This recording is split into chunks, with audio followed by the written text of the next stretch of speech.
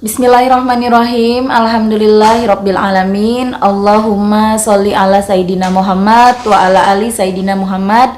Assalamualaikum warahmatullahi wabarakatuh. Apa kabar teman-teman? Mudah-mudahan teman-teman selalu dalam lindungan Allah Subhanahu wa taala. Amin ya rabbal alamin.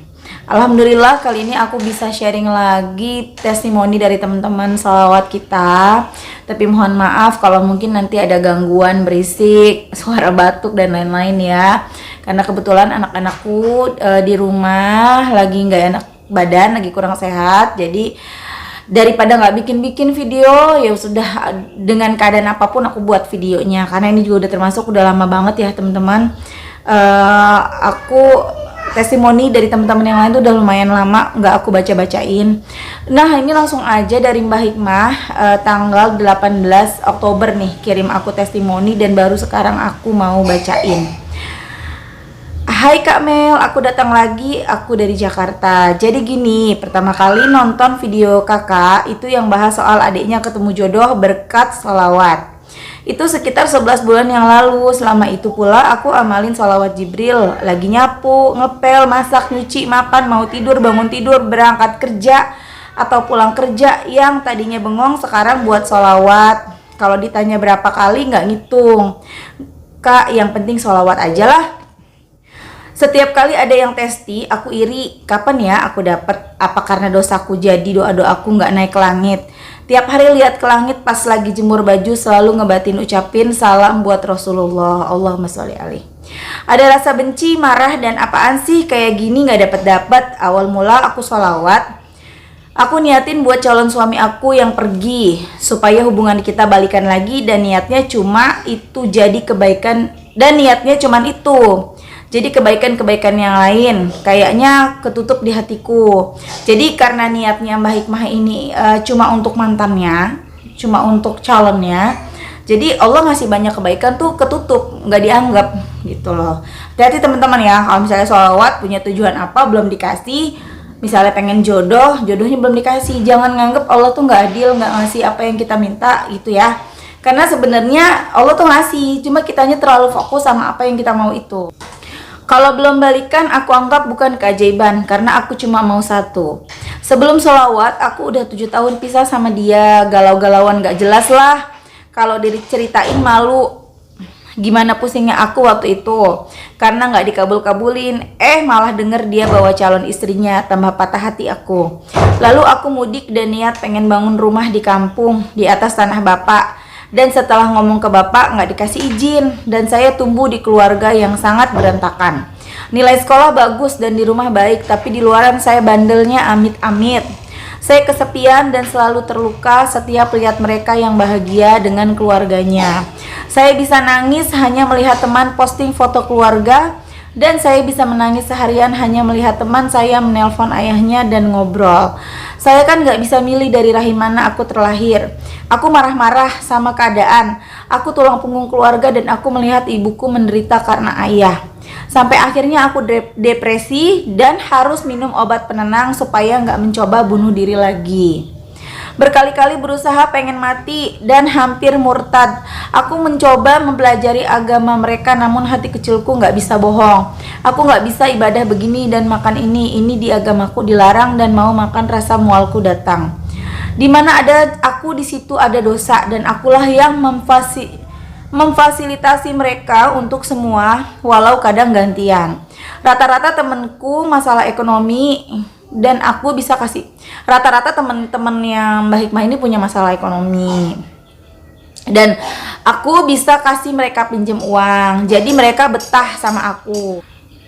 Mereka ada masalah dan cerita, hampir nggak pernah kasih solusi atau apa, mereka cerita biar plong. Dan aku nggak kasih masukan apa-apa karena aku juga bingung sama masalah dia. Tapi kalau soal pinjam duit, aku bisa. Aku tahu mereka minjem buat maksiat, tetap aja aku kasih. Jahatnya aku di sini entah kenapa banyak banget temenku yang solid hingga saat ini, padahal dulu aku bantu pada saat mereka bermaksiat. Selama bertahun-tahun hidup seperti itu bersama teman-teman yang senasib. Selama itu pula aku yang hampir depresi hanya bisa tidur dari jam 2 malam sampai subuh. Sekitar jam 3 bisa tidur dan selama bertahun-tahun. Kalau Allah bertanya aku nanti di akhirat, ada anak rusak, aku akan menjawab ada ayahkulah yang membuatku rusak. Sampai akhirnya aku dengerin ceramah nggak sengaja. Ini pertanyaan udah lama di pikiran aku tapi nggak pernah terjawab. Kenapa sih harus beriman sama Allah? Kalau nggak sholat mati, disiksa dan ke neraka. Kenapa sih harus ada neraka? Aku benci, marah dan ngucapin kata-kata yang sangat tidak pantas. Lalu pada saat aku marah, aku nonton TV dan pas dengan adegan ceramah Ustadz Syamsuddin di Islam itu indah. Jawabannya begini, kalau kamu gak bersujud sama Allah, Allah gak rugi. Kamu yang butuh Allah, bukan Allah yang butuh kamu. Lalu kenapa kalau Allah tahu masalahmu masih bilang, kesini hambaku, apa malam ini ada yang butuh pertolonganku? Kenapa Allah berfirman begitu kalau Allah tahu masalahku? Karena Allah mau kamu datang dan bersimpuh, bukan berarti Allah tidak tahu. Tapi Allah rindu dengan curhatanmu. Seandainya semua manusia beriman dan bersujud itu gak akan buat Allah jadi besar. Dan seandainya semua manusia tidak ada yang beriman sama Allah, itu juga gak buat Allah kecil dan rugi. Di situ saya baru sadar dan malamnya saya ketakutan akan mati. Pertama kalinya di hidupku aku takut mati. Selama seminggu aku gak bisa tidur.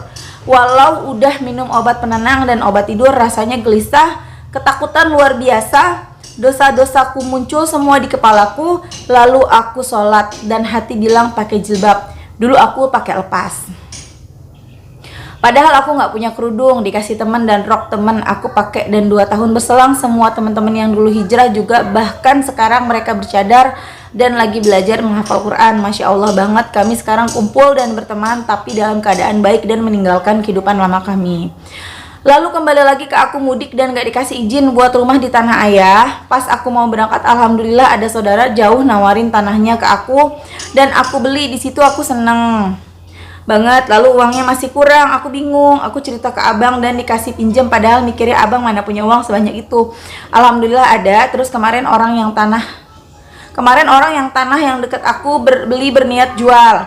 Aku bilang gak ada duit, baru kepake kemarin, tawarin ke yang lain, tapi tetap kekeh harus aku yang beli, nggak apa-apa bayar 2 kali. Padahal saudaraku ada yang mau tanah itu dan bayarnya lebih mahal lagi, tapi penjual maunya ke aku. Aku udah pasrah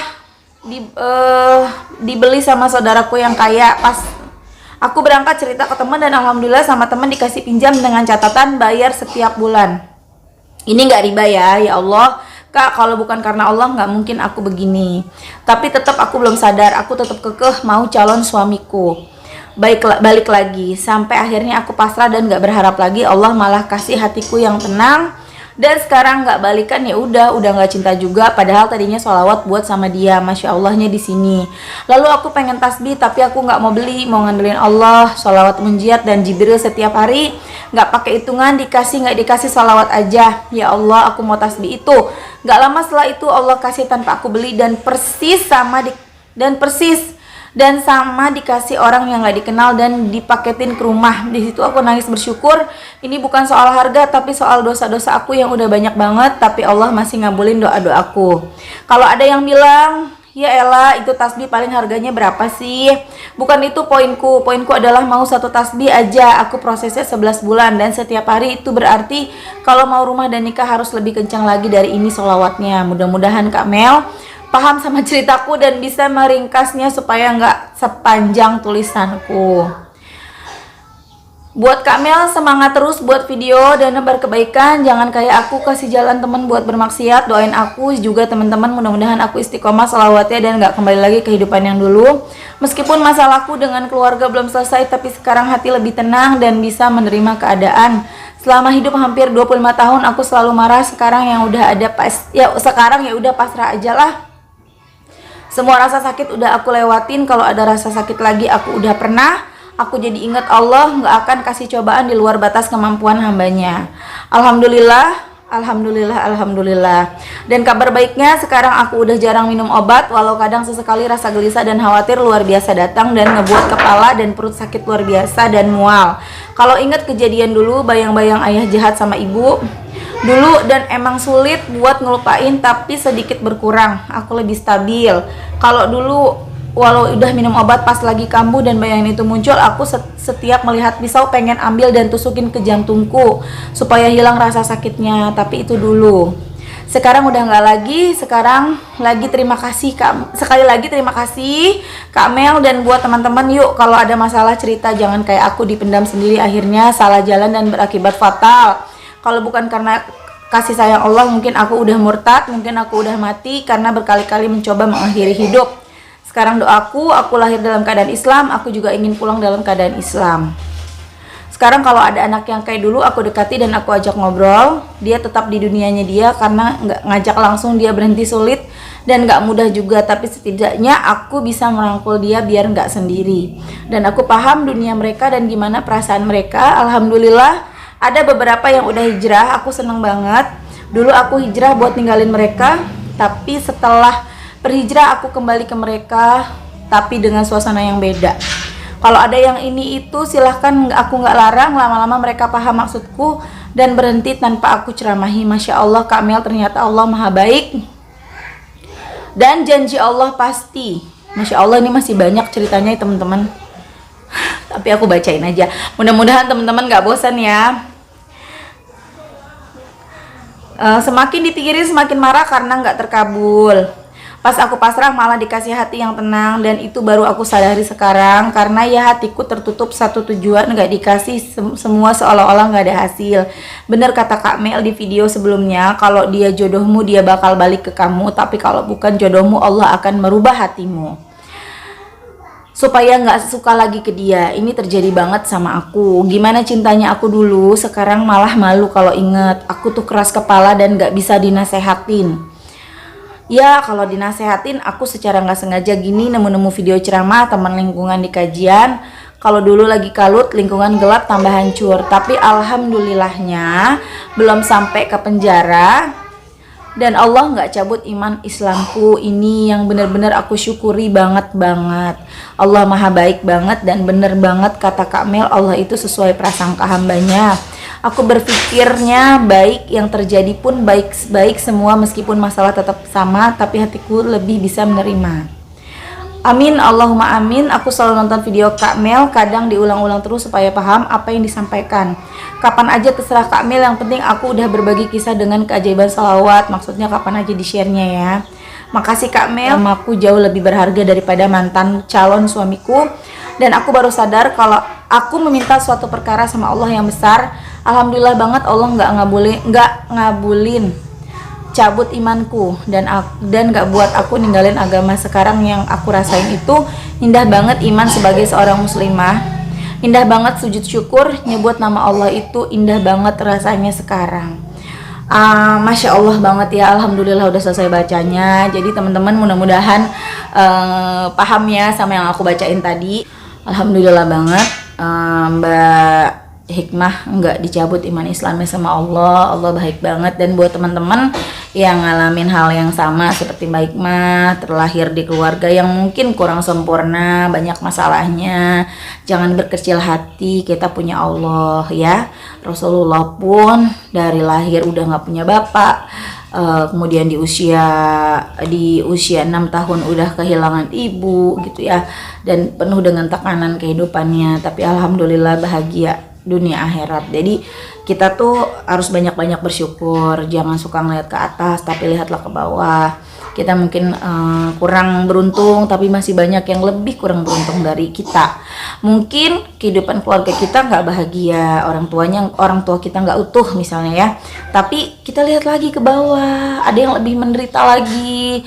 Yang kita syukuri dari diri kita dulu, kita memiliki keadaan yang istilahnya sempurna, kita masih bisa melihat, masih bisa mendengar. Dan mungkin untuk teman-teman yang nggak bisa melihat, alhamdulillah bisa mendengar.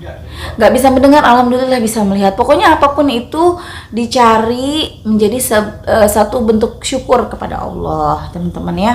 Dan Mbak Hikmah ini kemudian akhirnya baca mengenal sholawat, nggak pernah dihitung bacanya. Allahumma sholli ala sayyidina Muhammad wa ala sayyidina Muhammad. Kadang sholawat Jibril dibaca sama Mbak Hikmah gitu kan. Dan tapi mintanya tuh mantan calon suaminya gitu, mintanya dia tapi nggak dikasih. Nah hidayah belum datang ke Mbak Hikmah. Jadi Mbak Hikmah masih merasa Allah itu nggak ngabulin doa, nggak seperti yang lain dikabulin doanya. Padahal sebenarnya Allah tuh ngabulin, tapi Allah mau kasih yang terbaik sama Mbak Hikmah gitu loh. Makanya aku selalu ingetin ke teman-teman, kita itu jangan hanya fokus sama tujuan. Kita pengennya hutang lunas, jangan fokus ke hutang lunas. Kita pengennya jodoh, jangan fokus ke jodoh. Kita pengen rumah, jangan fokus ke rumah, tapi fokuslah sama ampunan Allah, fokus sama ridhonya Allah. Seperti itu teman-teman, karena Allah itu nggak mungkin ingkar janji. Allah pasti ngasih apa yang kita minta, pasti dikasih, tapi Allah yang lebih tahu kapan kita dikasihnya. Ya, Allah tuh lebih tahu kapan pantasnya, dan lebih pantasnya tuh kita dikasih apa dulu sih, itu Allah yang lebih tahu ya. Dan apapun keputusannya Allah itu yang terbaik buat hamba-hambanya. Ilmu kita nggak nyampe buat mikirin apa yang terbaik buat kita, itu urusannya Allah ya. Tugas kita cuma berusaha memperbanyak amal soleh, salah satunya dengan bersolawat. Memperbanyak solawat, dengan memperbanyak solawat hati menjadi tenang, itu yang nomor satu. Kemudian perlahan tapi pasti doa kita segera diijabah sama Allah. Dan yang paling penting, kita mendapatkan syafaat dari Rasulullah Shallallahu Alaihi Wasallam. Dan buat teman-teman yang suka komen berbeda pendapat dengan aku, yang sholawat, memperbanyak sholawat untuk mendapatkan hajat, itu aku no komen. Sekarang aku udah nggak mau lagi balas-balas komen yang kayak gitu. Silahkan berkomentar, kita boleh berbeda pendapat, tapi jangan sampai kita bermusuhan gitu aja ya. Oke teman-teman, makasih semuanya udah nonton. Assalamualaikum warahmatullahi wabarakatuh.